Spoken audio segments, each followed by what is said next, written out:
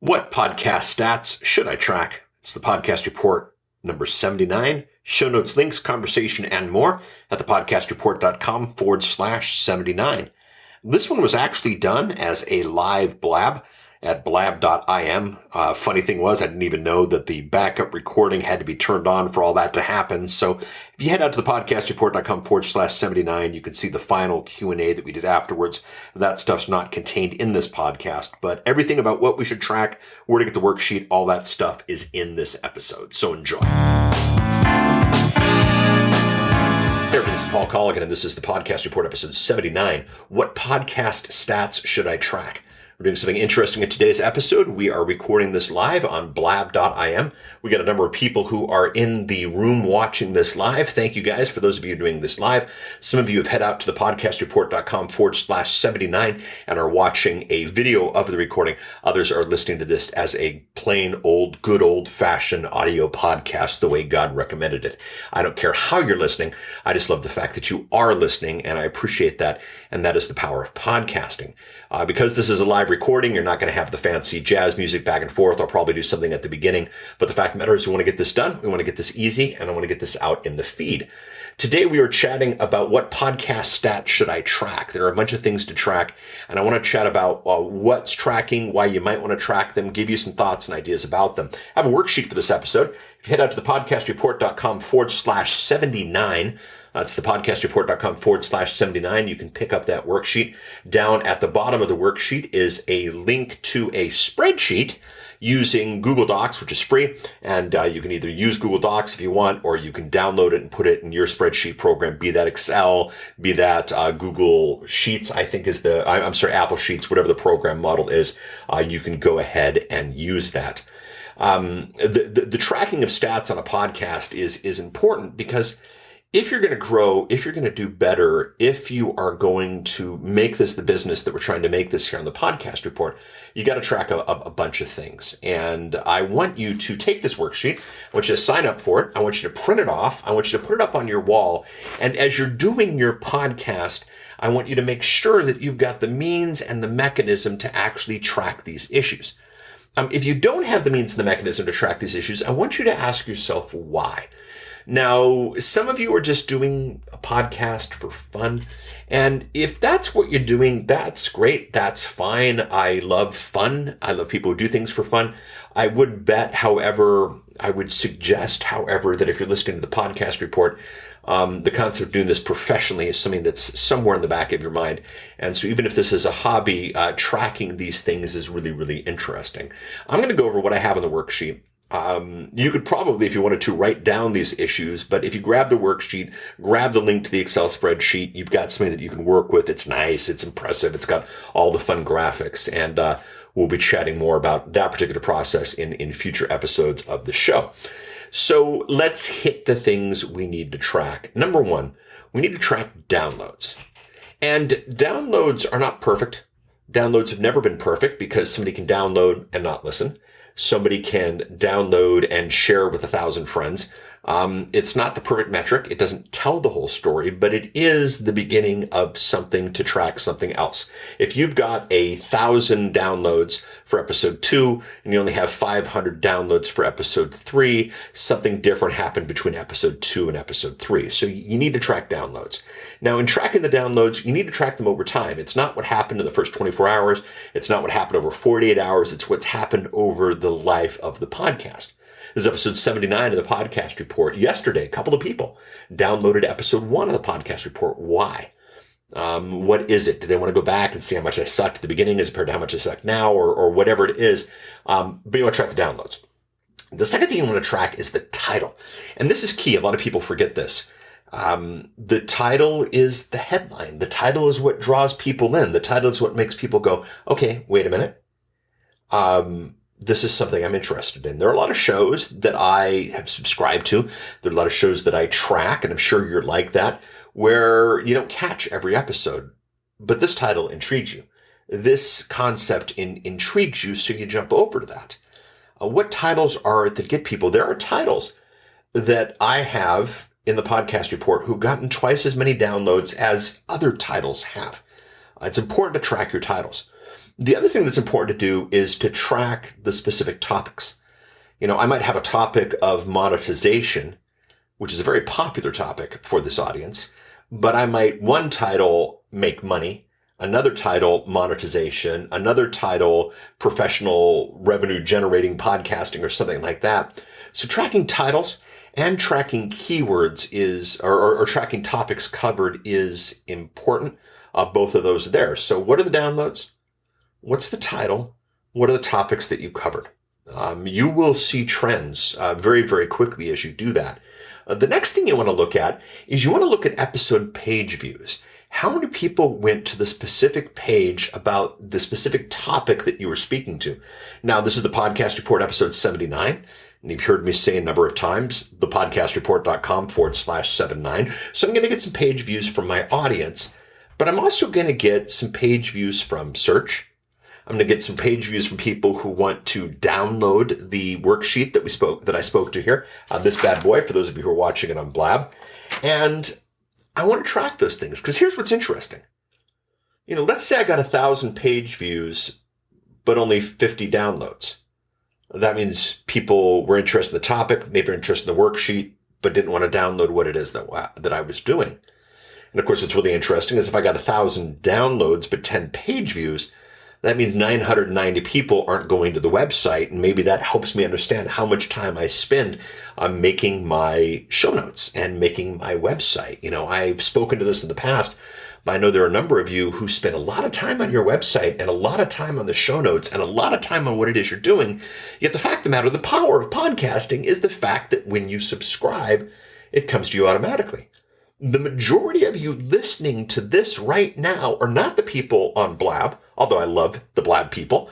The majority of the people are not the people who went out to the website and went to the podcastreport.com/79. The majority of the people listening to this are those of you who have subscribed to the show. And then once I got this recording done and uploaded it, that recording came to your device automatically because you had subscribed, be it iTunes, be it Stitcher, or whatever. So the page views in comparison to the downloads are really, really, really important. And I'll tell you this, if your page views are about the size of your downloads, you're not pushing subscribes enough. You're not telling your audience, you're not showing your audience the value of subscribes enough.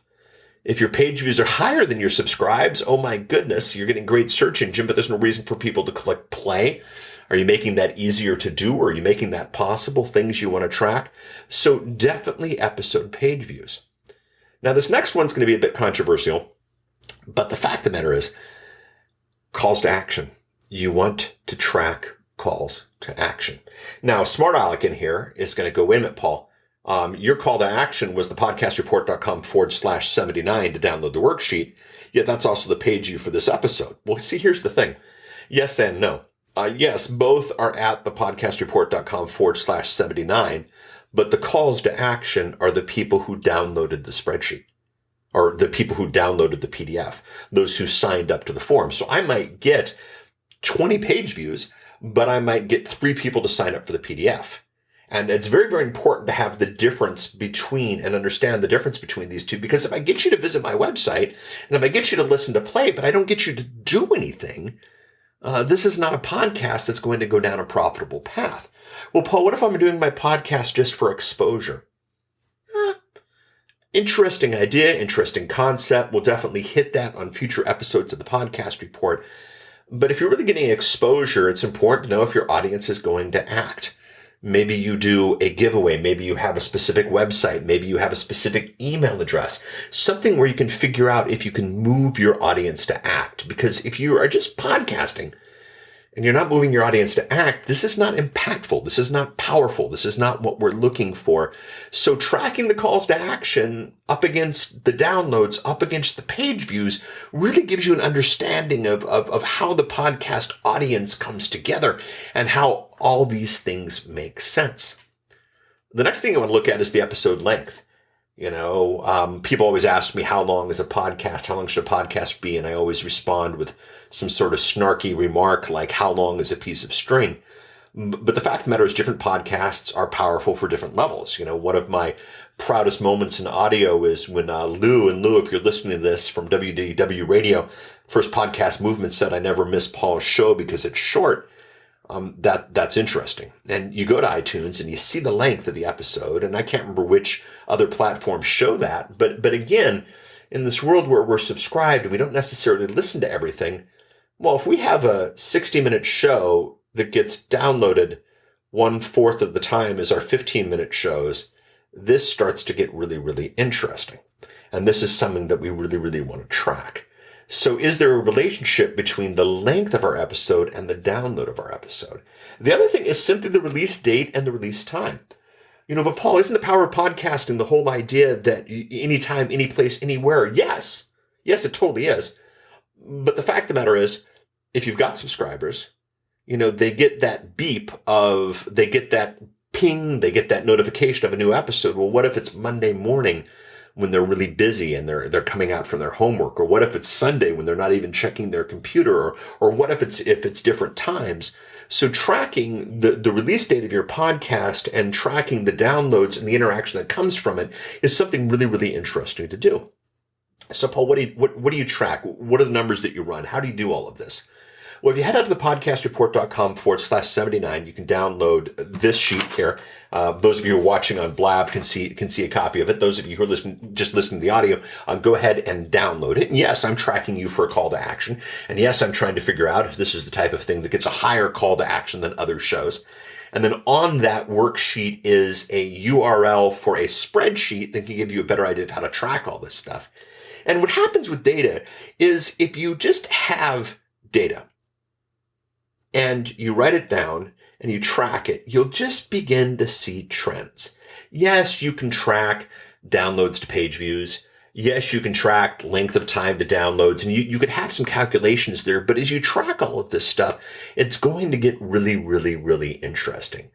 From a scientific level, from a really in-depth level of, gosh darn it, every time I talk about monetization, I get downloads. Every time I talk about, book authoring, I get people who make calls to action. I can do these things and I can realize this downloads and we are good to go. It's powerful, it's impactful, and it's what you want to do.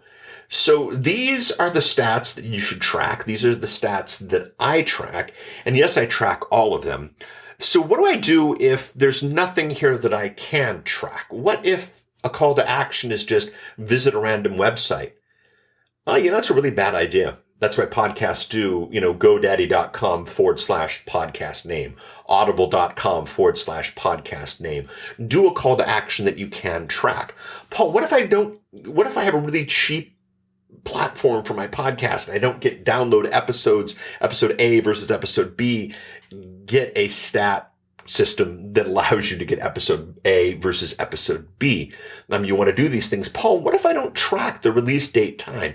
Well, first of all, the podcast cops aren't going to come to you, but if you don't track the release date time, you're not going to know how that impacts things. Fact of the matter is, I'm recording this at 2:00 in the afternoon Pacific time. We're past quitting time on the East Coast. We're going to see how this later release time actually gets people to what happens in terms of downloads as well. So this is what you should track. I really would internally question yourself. If I am not tracking one of these things that Paul asked me to track, ask yourself why. If the reason is because Paul's nuts, that's great, but you've been listening to this for quite some time. And if you think I'm nuts, don't waste your time listening to me. If it's because you didn't know, well, how can you change an act? If it's because you've been scared, don't be scared. Track this stuff. Paul, I don't know how to do it. Well, if you download the worksheet, I've got the link to the spreadsheet that will show you how to do it, and we will be in a great place. So that's what you want to track. That's how you can get all this stuff. Print off the worksheet, put it on the wall, get to work. This has been episode 79 of the Podcast Report. What podcast stat should I track? If you want to get the worksheet and the link to the spreadsheet, you can grab that at thepodcastreport.com/79. One of the things you heard me speak to earlier was the power of subscriptions. If you haven't subscribed yet to the Podcast Report, please subscribe. Head out to thepodcastreport.com/iTunes.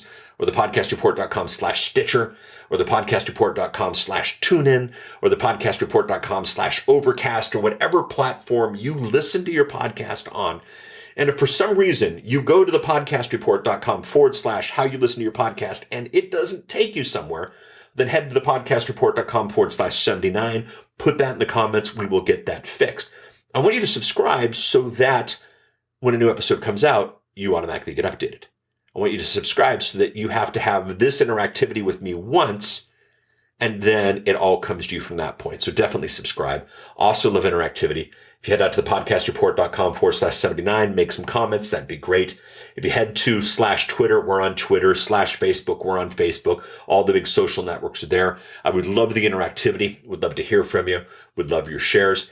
Last but not least, the email address for the show is thepodcastreport@outlook.com. That's thepodcastreport@outlook.com. Thanks for participating in this live version of the show. If for some reason you want to see more live versions like this, reach out to me in one of the ways listed, and we will make that happen. But with that said and done, thank you so much. Chat with you next week. Make sure you subscribe so that all this happens automatically.